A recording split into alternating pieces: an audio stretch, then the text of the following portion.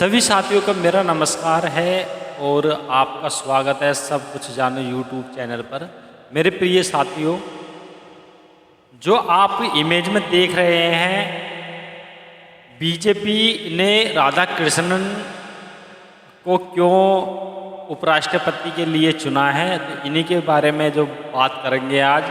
ये कौन हैं, कहाँ से हैं और ये इन्हीं को क्यों चुना गया है और ये उपराष्ट्रपति, भारत के उपराष्ट्रपति चुने जाएंगे।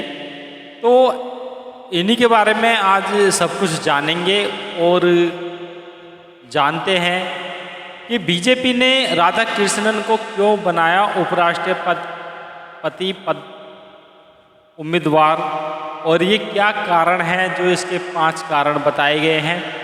तो कोयम्बटूर के रहने वाले वाजपेयी का उपराष्ट्रपति बनना लगभग तय है। वे 5 कारण जिसकी वजह से एनडीए ने राधा कृष्णन पर जताया भरोसा। तो उपराष्ट्रपति के लिए भी जो आप यहाँ देख रहे हैं कि साथियों भरोसा जताया, तो उपराष्ट्रपति के लिए भी एक भरोसेमंद उपराष्ट्रपति, भारत का उपराष्ट्रपति होना चाहिए। अब बात क्या है कि एनडीए सरकार क्यों बीजेपी सरकार चुनना चाहती है, बनाना चाहती है और ये कितनी बार सांसद रह चुके हैं। अब शुरू से जानते हैं इनकी कहानी क्या है और ये क्यों चर्चित में रहे। तो साथियों बात यह है कि ये चंद्रपुरम पोन्नुसामी राधाकृष्णन का जन्म 4 मई 1957 में एक भारतीय राजनेता हैं। यानी कि इनका जन्म जो हुआ था 4 मई 1957 को चंद्रपुरम पोन्नुसामी में हुआ है, जो राष्ट्रीय जनतांत्रिक गठबंधन से, यानी कि राष्ट्रीय जनतांत्रिक गठबंधन का मतलब है कि साथियों कि राष्ट्रीय का मतलब है कि अपने राष्ट्र के, अपने राज्य के ये जनता द्वारा गठबंधन, यानी कि जनता द्वारा ये का गठबंधन हुआ है। गठबंधन का मतलब है कि निर्वाचित जनता के द्वारा इनको चुना गया है। तो भारत के उपराष्ट्रपति पद के उम्मीदवार हैं। 2024 से महाराष्ट्र के 24वें और वर्तमान राज्यपाल रहे। तो वह भारतीय जनता पार्टी के सदस्य थे और कोयम्बटूर से 2 बार ये सांसद, यानी कि लोकसभा के लिए चुने गए थे। वह तमिलनाडु में भारतीय जनता पार्टी के पूर्व प्रदेश अध्यक्ष भी रहे थे। हाल ही में वो भारतीय जनता पार्टी के राष्ट्रीय कार्यकारिणी सदस्य थे और उन्होंने पार्टी की कमान का मतलब है कि उन्होंने अपनी कमान संभाली।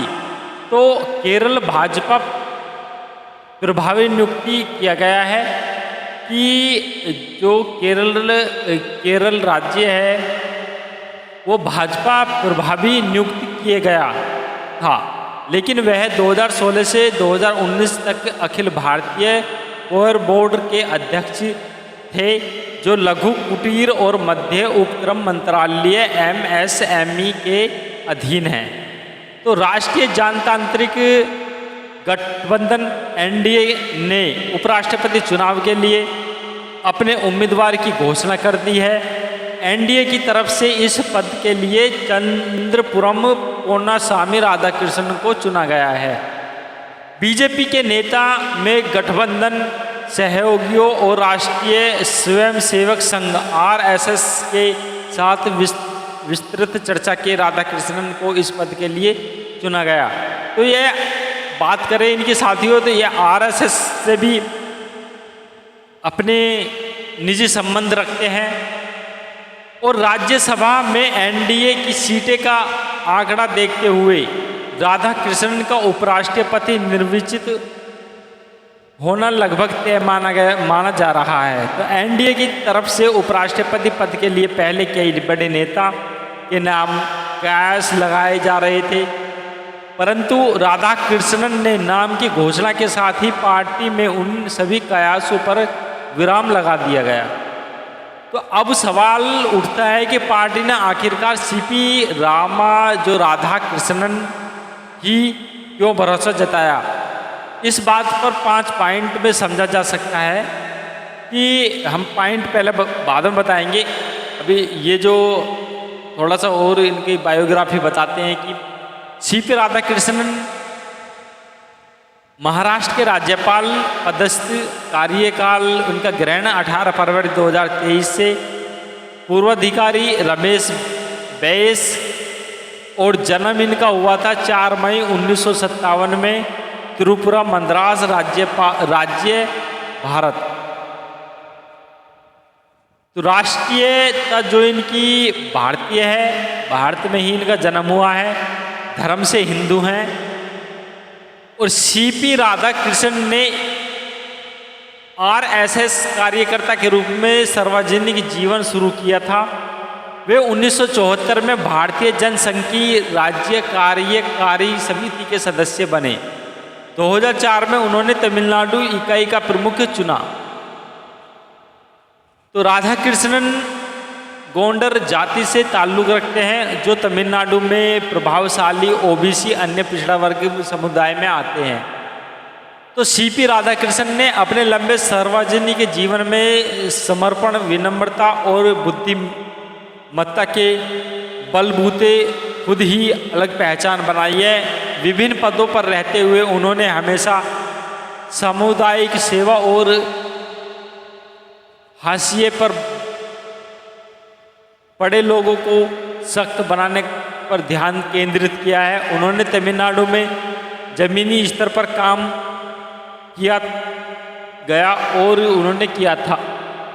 ऐसा रहा है कि राजनीतिक कैरियर सीपी राधाकृष्णन तमिलनाडु से एकमात्र बीजेपी नेता जो 1998 और 1999 में 2 बार लोकसभा के लिए चुने गए।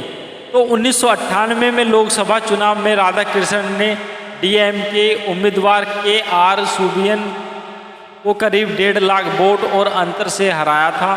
उस समय दक्षिण भारत में यह बीजेपी, दक्षिणी भारत कहते हैं साउथ, जो साउथ के लोग होते हैं या साउथ भारत, साउथ इंडिया या साउथ इंडियन बोल देते, तो दक्षिणी भारत।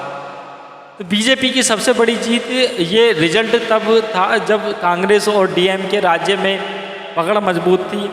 इससे पहले उन्होंने फरवरी 2023 और जुलाई 2024 के बीच झारखंड के राज्यपाल के रूप में कार्य किया। स्पष्टवादी और छवि इनकी अच्छी है। तो सहकर्मी उनकी मिलनसारता और बिना किसी संघर्ष और विवाद के पार्टी का नेतृत्व करने की क्षमता का हवाला देते हुए पार्टी नेता उन्हें व्यवहारिक, स्पष्टवादी, स्वच्छ छवि वाले व्यक्ति के रूप में बताते हैं। तो मुझे अब बात यह है कि साथियों, यहाँ थोड़ा सा कंटेंट ये है कि मुझ पर उन्होंने जो विश्वास किया है, अभी ये कहते हैं, राधाकृष्णन कहते हैं कि मुझ पर जो उन्होंने विश्वास किया है, यानी कि अपनी पार्टी के जो अपनी पार्टी के लिए उन्होंने मुझे राष्ट्र की सेवा करने का जो अवसर दिया है, उससे मैं अभिभूत हूँ। मैं अपनी अंतिम सांस तक राष्ट्र के लिए कड़ी मेहनत करने का आश्वासन देता हूँ। तो सीपी राधाकृष्णन उपराष्ट्रपति पद का उम्मीदवार घोषित होने पर सौहार्दपूर्ण राजनीति के लिए महसूस है। अपनी सौहार्दपूर्ण राजनीति के लिए उन्होंने कोयम्बटूर के वाजपेयी के रूप में जाना जाता है। वे राजनीति विभाजन के बावजूद मैत्रीपूर्ण संबंध बनाए रखते हैं। उन्हें एक मृदुभाषी, गैर विवादास्पद व्यक्ति के रूप में वर्णित किया जाता है। तो दक्षिण में उपस्थिति मजबूती करना, राधाकृष्णन का नाम सुनते ही जाने बीजेपी की तरफ से साउथ में अपनी पहुंच और उपस्थिति को मजबूत करने का प्रयास के रूप में देखा जा रहा है। बैंक वोटिंग का भी यहाँ सवाल आता है।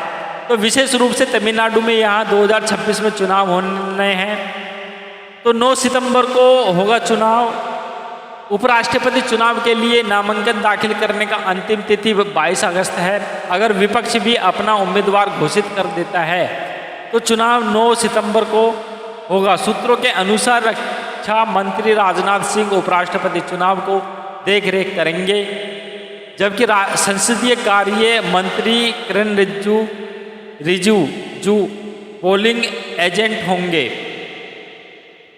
तो साथियों, ये अपडेट थी और अपनी टीम के लिए अपना सहकारी और जो कार्यकारिणी समक्ष उसको भलीभूति रखेंगे।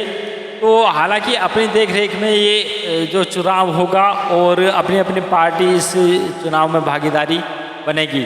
तो साथियों, इस अपडेट के लिए जो राधाकृष्णन उपराष्ट्रपति की निर्वाचन होना तय है, तो इसी माध्यम से जो आपको बताया गया है और अपडेट किया है। साथियों, हमारी इस वीडियो को शेयर और सब्सक्राइब जरूर करना। Thank you for watching this video.